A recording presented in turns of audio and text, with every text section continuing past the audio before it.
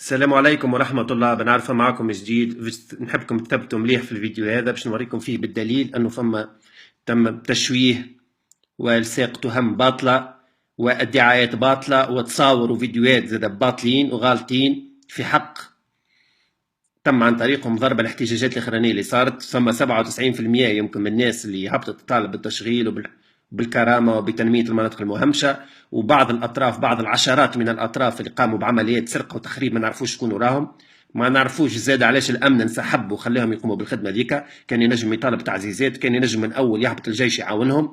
هذه كلها أسئلة ما عندناش عليها أجوبة، لازم تفتح تحقيق ونعرفوا علاش. الفيديو هذا باش نطولش عليكم ونوريكم فيه بالدليل أنه فما عمليات كذب وتشويه صارت في حق الاحتجاجات الأخرانية. من الأول استعملوا حكاية الإرهاب وحكاية داعش كما مشاتش، تولوا انسحب الأمن وخلاهم يخربوا ويحرقوا باش يسكتوهم ويسكتوا مطالبهم به.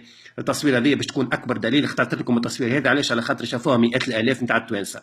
صفحة الأمن التونسي كما قاعدين تشوفوا، الصفحة هذه فيها 305,000 معجب.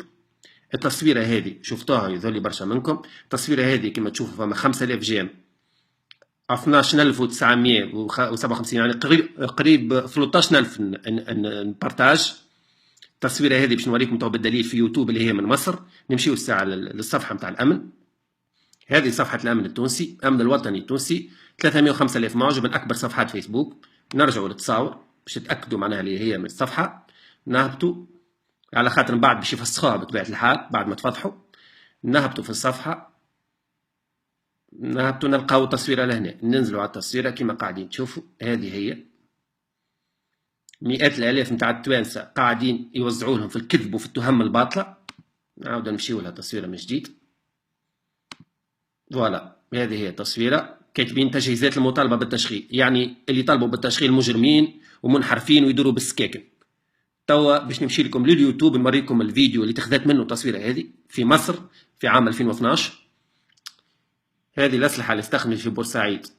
الفيديو تنعطيكم الأيام نتاعو فيفري 2012. نسمعوا، تو تسمعوا الصوت.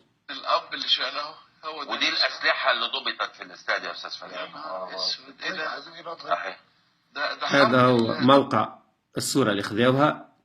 احنا باش نكونوا أحسن منكم، احنا هبطنا فيديو نوريو في اللي فيه انتم تسرقوا فيه. احنا ما كذبناش، ماناش كيفكم.